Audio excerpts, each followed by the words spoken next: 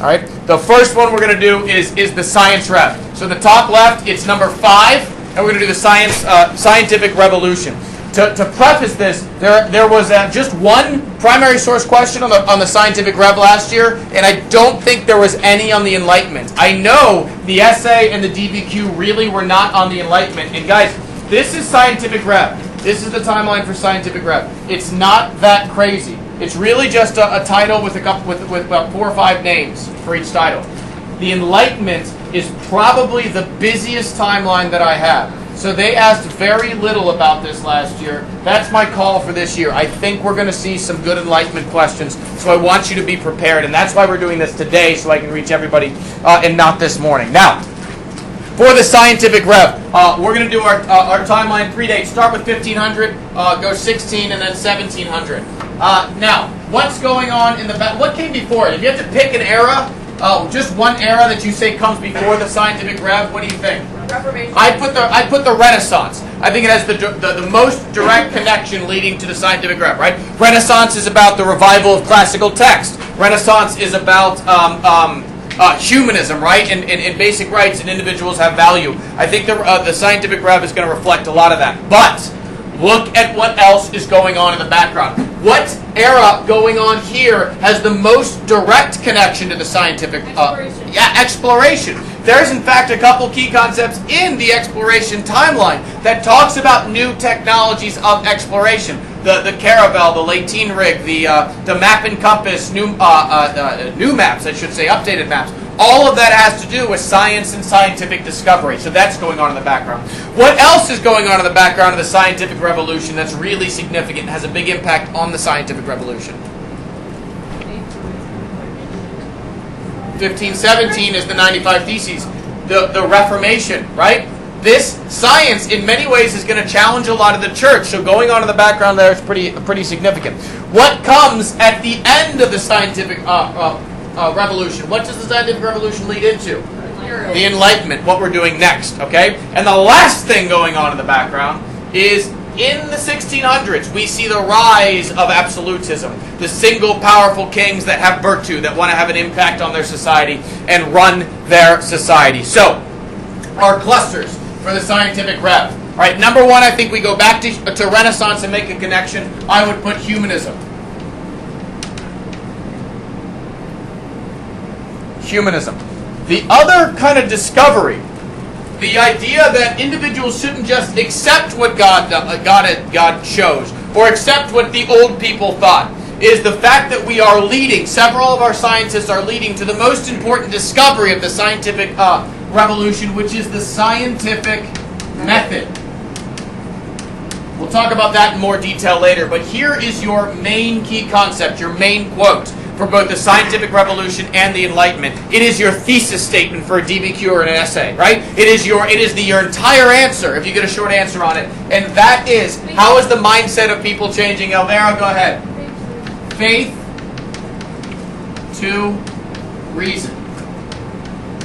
We're going to write that for both the scientific method and for the Enlightenment. But under it, we're going to have something different. For the scientific rev, primarily, it sounds repetitive, but trust me, for the scientific revolution, primarily what's happening is we are moving from religion to science. And both of these reflect greatly on the cluster for the entire first half of the year, which is what?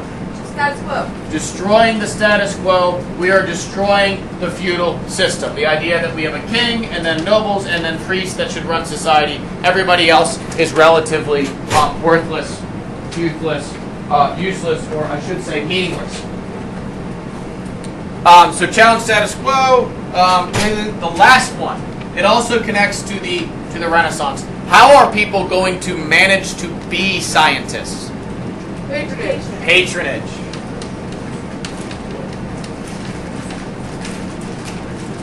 Patronage. Okay? Alright. So right under your cluster box, what I want you to do is, so right under it, so at the highest point you can, draw our description. Just draw like one of these. Back here. And this is, as the College Board calls it, new science. New science. Now, when we have new scientists looking at everything, right? What's the most famous branch of science that takes some big steps forward early in this? Astronomy. Now, to understand where we're going, we need to kind of understand where we're coming from, right? For much of human history, at least in the Western world, people like Plato or Aristotle are the dominating forces, right? And especially Aristotle. Do you remember how he viewed the universe? What's our smart people word for it? Heliocentric. No. Geo, meaning earth-centered. Geocentric, okay? They were geocentric a long time ago. You remember Aristotle's universe? Had the earth at the center. What did all the planets look like? Perfect circles, right? And then on the outside he had what he called the firmament, which is literally the solid sphere with little holes punched in it for the stars. And that really fits a God-created universe. Why or how could God create a universe if it wasn't perfect? Perfect circles, earth at the center, unmoving. We are the focus of God, therefore we are. We're why He built the universe. That's why we're at the center. All that other junk, but. Early on in astronomy, the greatest challenge to religion, very quickly, is the heliocentric model. The heliocentric model of the universe. And who is our early thinker for the heliocentric model? Copernicus. I would, for remembrance sake, write down heliocentric again. There, you don't need to memorize his book. Maybe you'll recognize it. In 1543, he publishes a book called On the Revolution of Heavenly Spheres. And that is where he outlines his heliocentric universe. It doesn't get published, though, until the year after he dies. Why doesn't he have it published until the year after he dies? Because he doesn't want to get beat up, right? The church is there. And think about that. If you're writing something in the 1520s or 30s or 40s, what's very fresh in your mind? 1517, right? The 95 Theses. After Martin Luther publishes that, he has to go to the Diet of Worms, right? He'll end up getting yelled at. He'll end up getting thrown in jail, the whole 9 yards. He understands the church is really angry right now. And think about 1543. They haven't even called the Council of Trent yet. They haven't even started to counter-reform and actually, turn down some of the abuses of the church. So Copernicus early on. The next guy is certainly the most famous. And that guy is, I draw a line and draw him up under here, is Galileo. Now, where's Galileo from? Italy. Yeah, he's from Italy, which is significant. Why is it important that he's from Italy? Renaissance. Renaissance, sure, very good. There's another reason, though. They have a lot of science. Patronage. It's really religious. It's really religious. So, Galileo's going to get even more trouble than some other people because of his beliefs. Now, Galileo, not just a scientist who thinks things, makes experiments, and does all that junk. He's really famous in science for inventing things. What's his invention in the key concepts? The telescope, right? With this telescope, he looks up at the heavens and views them, and he makes observations. Most famously, he observes what? Stars. Jupiter's moons. Yes, he has Jupiter's moons. Okay? He observes, I think, 4 moons of Jupiter, which is pretty crazy. He plots their cycle, he plots their rotation, all this other junk. But why is observing these moons, why is that going to get him in trouble? Because they're revolving Jupiter, not the Earth, which means, at the very least, the universe is not perfect. The universe is not perfect, like God picked everything up and placed it right there. We haven't quite proven geocentric and all this other junk, even though it becomes a lot more accepted under Galileo, but he proves that the universe is not this perfect, simple little thing. There's also a couple comets and I think a nova or something like that around this time period, which adds to this idea that maybe this view the church has that the universe created in 7 days and absolutely perfect by God isn't quite accurate. He gets in a lot of trouble with that. For that, I would definitely write down what the College Board wants. He challenges the church. About our feudal system up here, right? He's challenging the church quite directly, and he does not back down from it until later in life, which gets him in a lot of trouble. Now, another guy you can spread these out down the line, even though they're pretty close. Another guy is a German. Okay, he was the understudy of Tycho Brahe. You remember Tycho Brahe? He had the moose and the golden nose and all that junk. It died because his bladder burst. His understudy was a guy named Johann Kepler. Now, a couple things about Johann Kepler. What part of the universe is he studying? The body. Sorry. He studies planetary motion.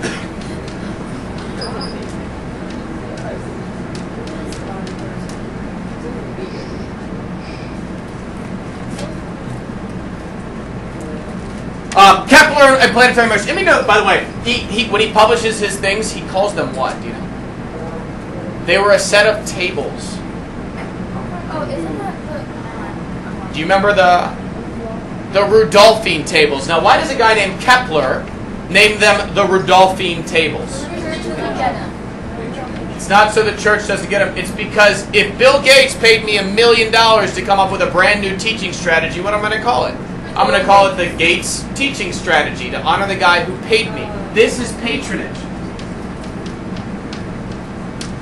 Kepler, working in the north, has a local king or a local prince pay him money, pays him a salary to sit away in a study, get out his telescope, look at the stars every night, because now we are moving to this idea. There's this new group of people that value science, that want to have big discoveries under their name. It's the same reason Harvard pays their professors so much. Not just so their professors teach, but in their free time, their professors do research, they make discoveries, and they publish those discoveries. It gives their university prestige. It's how all this works. That's patronage. Now, planetary motion again challenges the church. What did Kepler discover about planetary motion that was so explosive?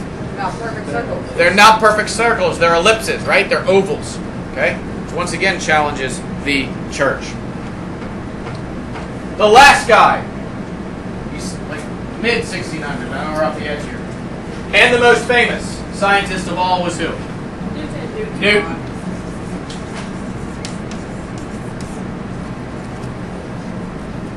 Isaac Newton.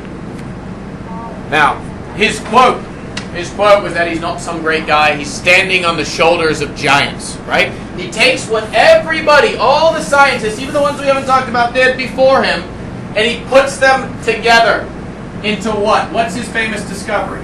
Gravity. His point. The universal law of gravitation.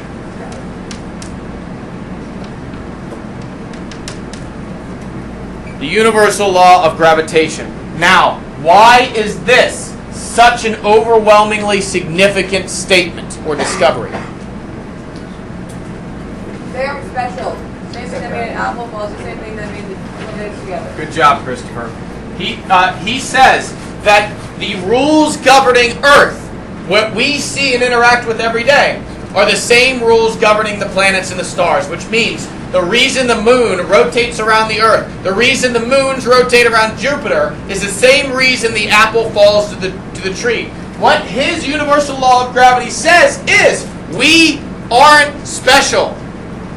There are not special rules about how the world works created just for us here on Earth. That is an overwhelming concept, especially for the church at the time, but it's still proven true many years on. And this has done more to define our way, scientifically of speaking, than perhaps anything else in European history. Oh, the good quote here is that he made heaven the same as or equal earth. So he unified heaven and earth under the same set of laws. Now, if you have space, there's going to be another group of people we talk about right here. Actually, two more. All of them have a couple other key concepts about how they work. Number one, for the 50th time, they are both, write this, challenging the church. But it's not just the church they're challenging. The church is made up of people, men, who decide how religion and God should work here on earth. But they really are directly challenging what? The Bible. The real, measurable Word of God. Much of what they are discovering the church believes is going against the most fundamental basics of their religion. Yes? Are you still astronomy? I'm still astronomy, but I'm about to do a couple others. Okay? By the way, I do want to mention, where's Kepler? He's in Germany. Why is that significant? It's up north. A little bit of Christian humanism, but they're a little bit more welcoming of science, right? Where's Newton studying? France. No. Isaac Newton is English. I remember studying at Cambridge. Okay?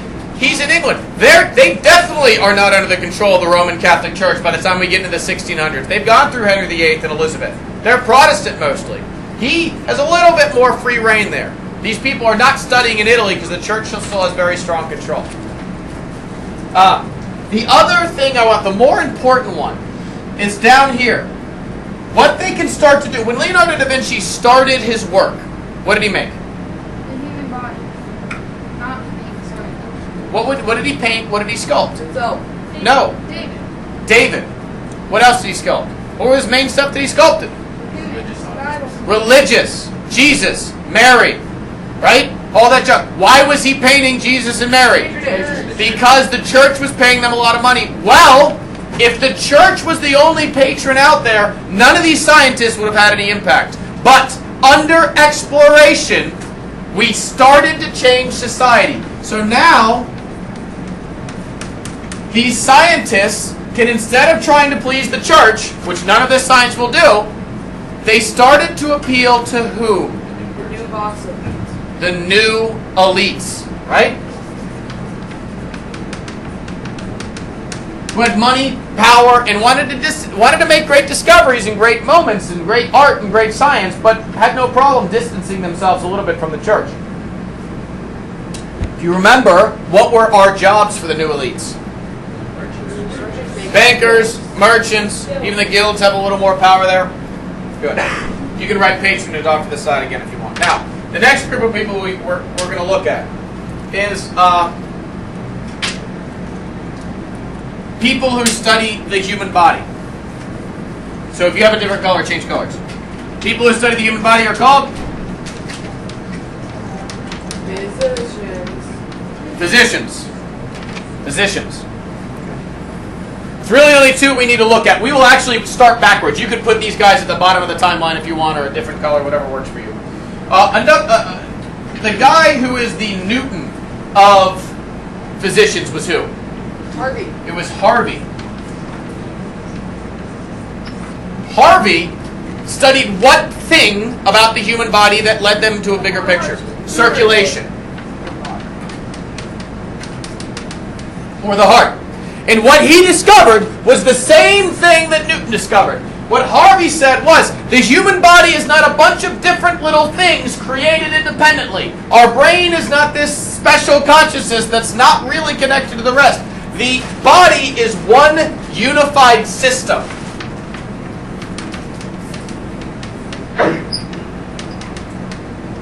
The same heart that pumps the blood pumps it to your brain. Your brain cannot function without the heart. Your muscles only work, expand and contract, because your brain tells them to. Your body cannot work without the brain. He unifies the whole system, which changes the way we look at it.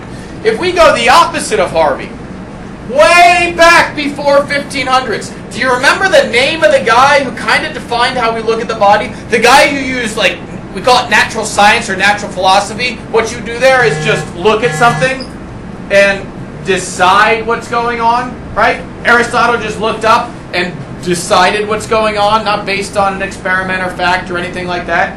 And just depending on how smart you are, depending on how many people actually listen to you. Do you remember who did that for the human body? No. It's a guy named Galen. There's a guy named Galen. And he described the human body as what? Humors. Humors. Very good. There's 4 humors that rule the human body. There's like black bile, yellow phlegm, green mucus. You remember that? Phlegm, yeah. There's blue something. Anyway, that's what we've been going on because we don't have any other way. We don't have any other way to test or figure out that the human body works differently. So Harvey is the end game. The other physician, the guy who kind of starts a lot of it, and I think this was their question, their primary source on the test last year, was a guy named Vesalius. think their first question yesterday was a drawing by Berzelius of the body and how the bones and muscle kind of work together. He was the original one. He was the Petrarch of the physician scientific reformation. Our nickname for him is the father of human anatomy.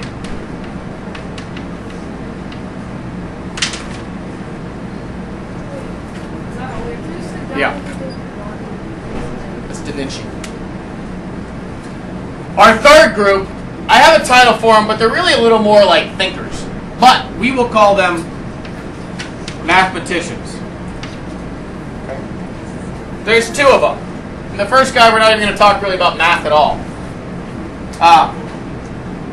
You're the first guy who's an English guy.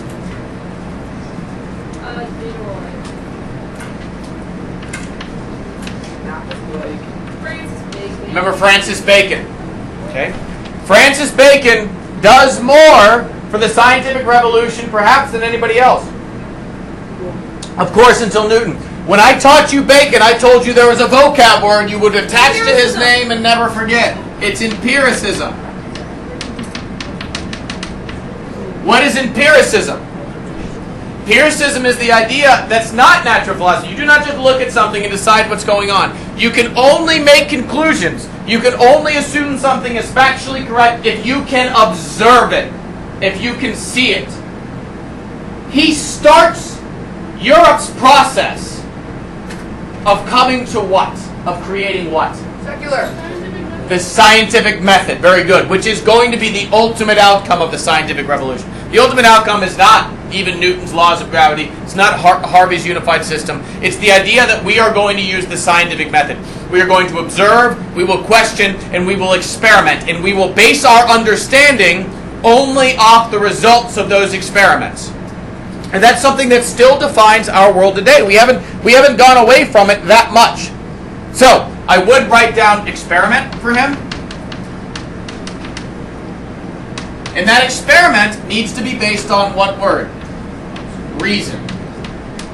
Right? Reason. In fact. I would maybe write the scientific method under him also. The last guy. He's a little weirder. We don't need to know too much about him, but he's French. It's Descartes. Descartes. We call him the warrior mathematician because he fought in I think the 30 Years' War. I could be wrong, but here's what you write for him: is he was a little more hippie-ish. He was a little more like a philosophy guy. So he was math and philosophy. And philosophy is a little ahead of our time, right? When we take, what is philosophy? It's when you take the scientific method and apply it to what? Life. The mind, the way people think. Like, let's observe and test and figure out how people think. The most important timeline for you guys is the next timeline. And to summarize the Enlightenment, we can say that we're doing what? We're taking the scientific method and we're applying it to what? Yeah, not the way individuals think, but the way society works together. All right? Descartes says, listen, we do need to use reason, but when you use kind of reason and observation on the way people think, we come up with a different word for it. Reason, and when you're trying to think about how people act, it's a little harder to say this is scientific fact, blah, blah, blah. It's another R word. Difference. You must think rationally. Rationalism.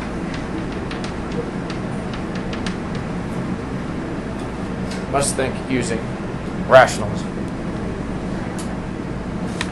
For our next timeline is the Enlightenment. You may write on the back of those timelines, or you can We're going to need to get a new one. Yeah. But the Enlightenment, you're going to write 6 in the top left, and Enlightenment.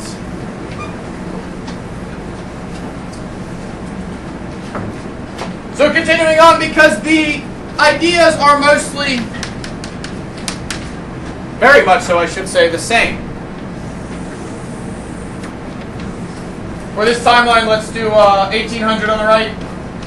and 1700 on the left. So the Enlightenment is very, very, very, very compact. It's one of the only timelines we'll do that's only a... one of the timelines they will do that is only... losing my mind. Yeah, only 100 years, a century. Yeah, not 100 years. It's only a century. Or is it? So, what are the eras going on around it? You could do the Renaissance beforehand, but of course the scientific revolution is what we need to focus. Scientific revolution is what we need to focus on.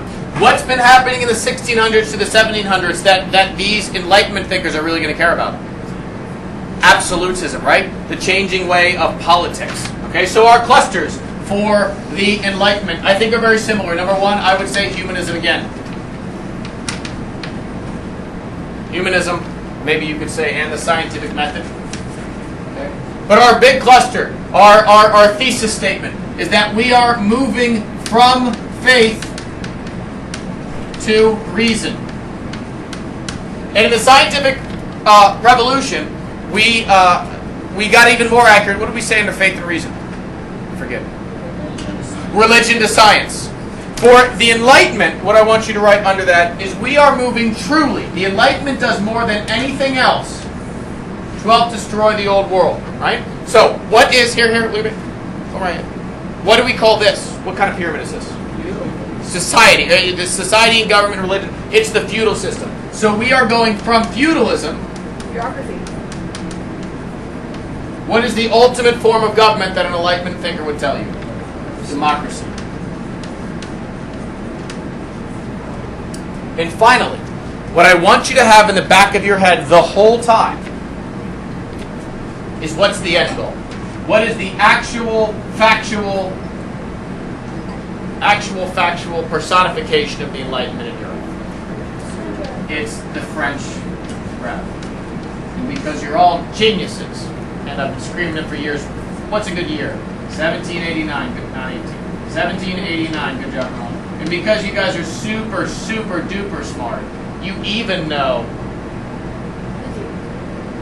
July 14th. July 14th, storming the Bastille. You should also write off to the side, oh, hey, dude, use a different outline for this. Flip it over. Just trust me. I'll remind you guys, this is what we're going to have. No, this is already. Oh, okay, good. This is what we're going to have for just Enlightenment. The other end goal right here, again, right these real small, is the American Revolution. Again, the embodiment of the, a little bit before the French Rev, but same concept. I don't know a date for that one, but you don't need to. You don't need to. All right. So, right under this key concept box, at the very top of where you can actually write, I want you to write. Give me one of these boxes. All the way to the 1700s. Just real small. Doesn't have to be doing. We get about 2-3 things to write on. That is our Enlightenment. Right? Personification of thinking. Now, what it is at its core, as I said, it is the scientific method applied to what? There's different things we're going to apply it to. Society. So that would be class structure. I would include religion in this society thing. We'll talk about these more. What else are we going to apply the scientific method to? Politics. And there's one last one. It's a little bit smaller. Think about the three. We got society, politics. What's the third big three? Economy.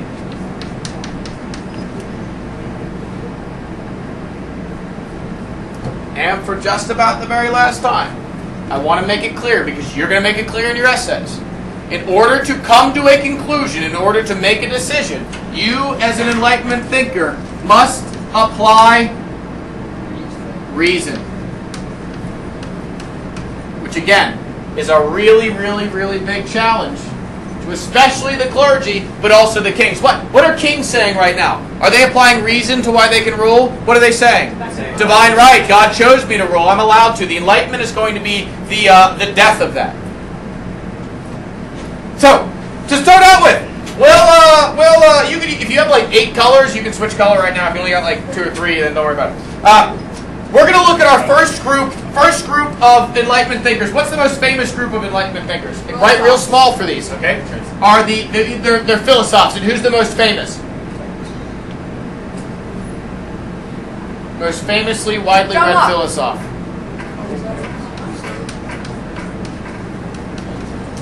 Voltaire. Voltaire. And why is Voltaire the most famous, widely read of all the philosophers? Because he's well liked. He writes interesting stuff. He writes novels. He writes books. He writes some short stories. He's very sarcastic. It's funny to read. All right? So what he's going to do is he's going to take the scientific method and reason, and he is going to apply it to society. If you used a different color, put a box around society so you know we're identified for him and Voltaire. So he's going to apply that to society. They want you to know specifically who is he going to target, what members of the world. Nobles will be his main target, clergy, and who? Kings.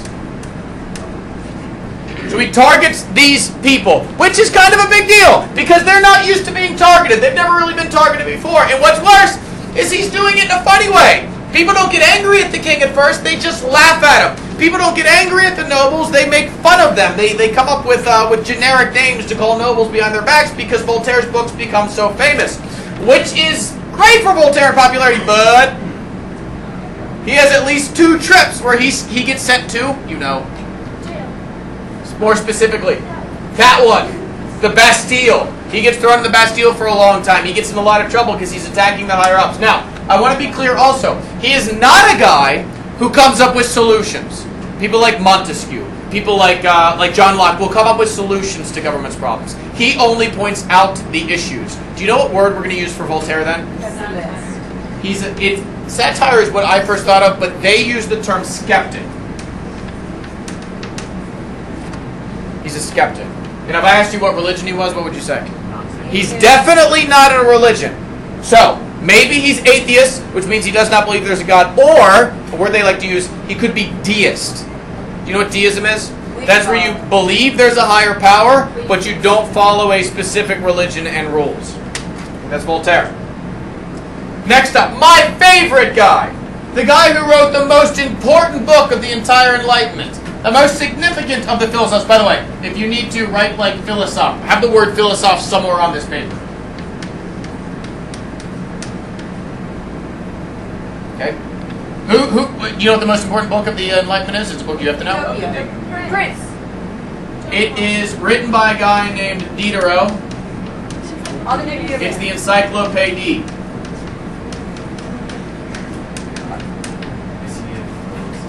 He is a philosophe. He is a French Enlightenment writer, therefore he is a philosophe. Okay? Now, why is the encyclopedia so significant? Because, a couple things. First off, the overall statement, I want you to write this down, is he changes the way people think. So write, change the way people think.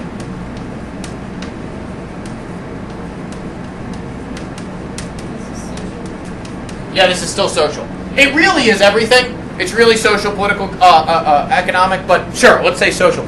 How does he change the way people think? Well, he describes the different forms of government. When he describes the idea of divine right, he writes it in a skeptical way. So people read it, they apply a little reason, they go, you know what? It is ridiculous that Louis XV here in the middle of the 1500s is saying this or that. Okay? I would actually write those 2 words down. Reason and skeptic.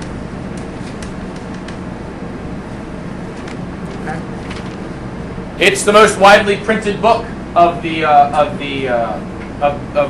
Enlightenment. It's also the first book to be censored or blacklisted, which we'll talk about more. And by the way, none of these guys have any impact on society if it wasn't for what date in European history?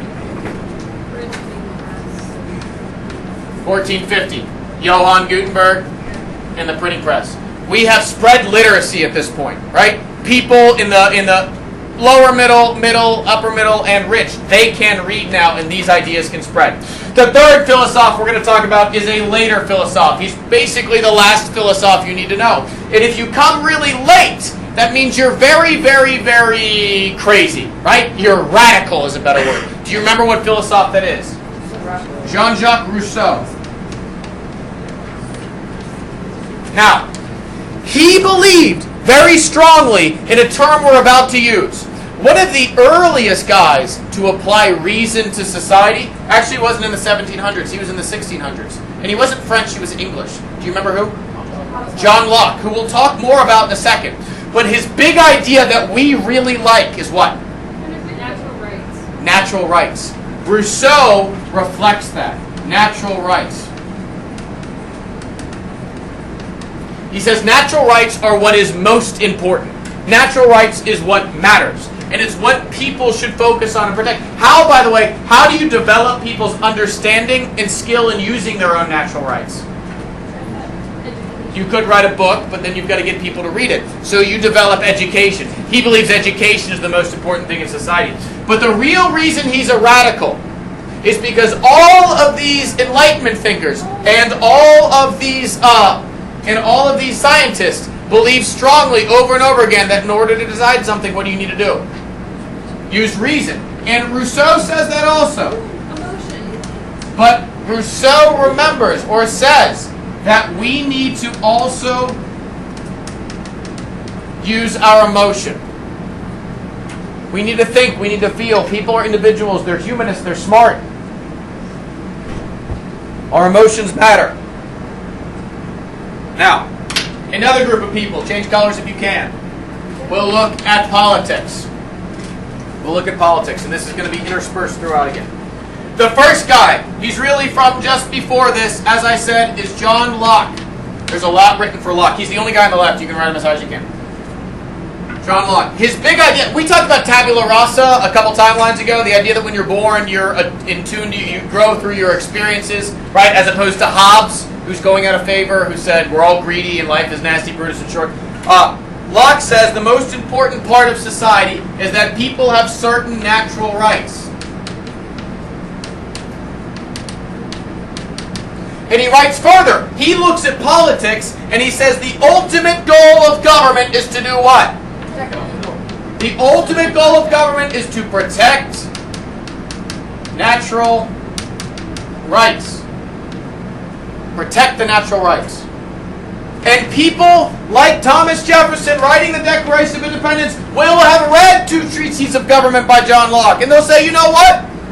The English are infringing on our natural rights. They are not doing what's best for the people. And if we don't, if they continue to do this, something has to change. So to continue for John Locke, his next big point is the idea that the government should protect the natural rights and the people should follow the government is a big one. Star, underline. The social contract. The social contract is this agreement between people and the government. The government protects the natural rights, and we agree to follow some rules so that everybody's natural rights is protected.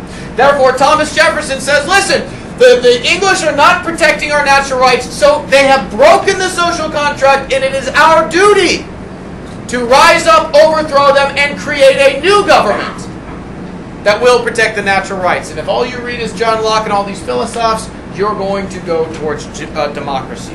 The last thing I want to say about this is the purpose or the way government can rule. What gives government the right to rule, right? Monarchies, he's going to say, doesn't make any sense. What gives a person the right to rule? Blood? Divine right? That doesn't make any sense. Applying reason, that doesn't help. So he says that the government can only rule, and write this down. It's 4 words. By what? Consent of the people.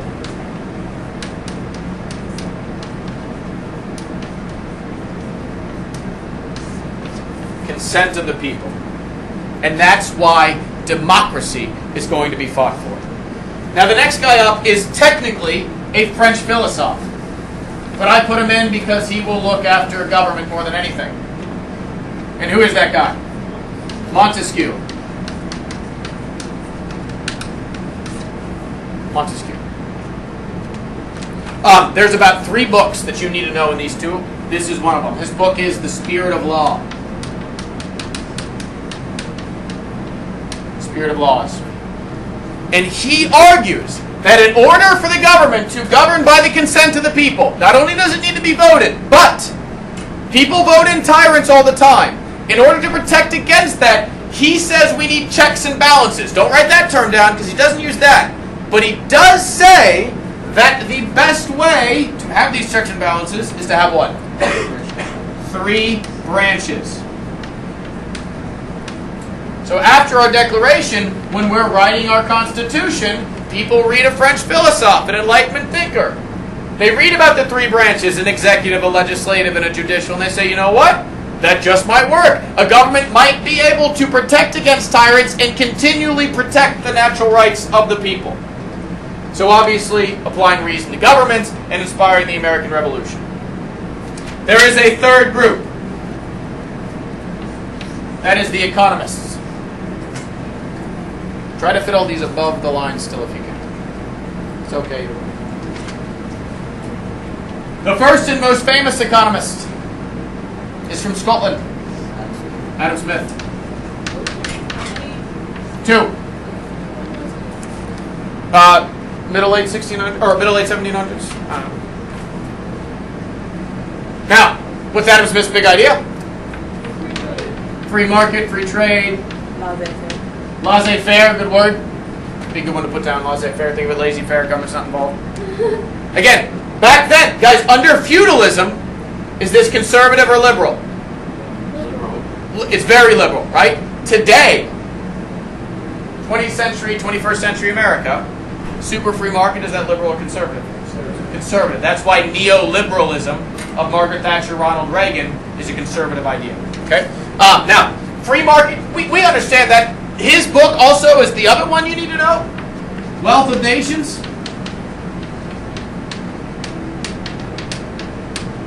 And finally, for Adam Smith, the big connection, the reason it's so he's so significant, and the reason he's so different is because before this, in the previous timelines, especially under absolutism, what is the defining rule of the economy?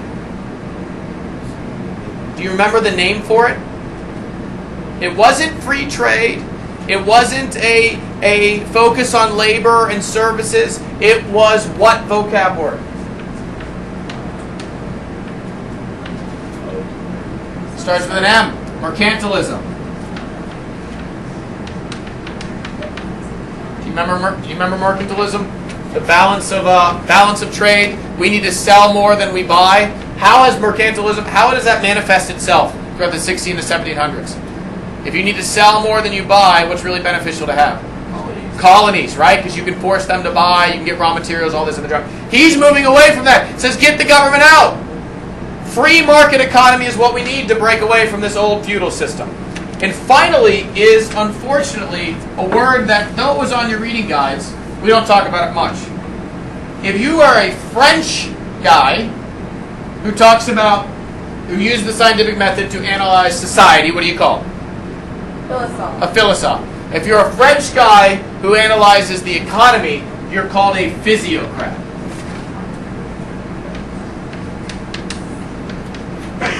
Physiocrat or physiocracy. Okay? The one guy that they mentioned is a guy named Turgot. He's a French physiocrat. And what do you think? What kind of economy do you think he fought for? Liberal. Free market. Okay. What's important is not balance of trade. It's not mercantilism.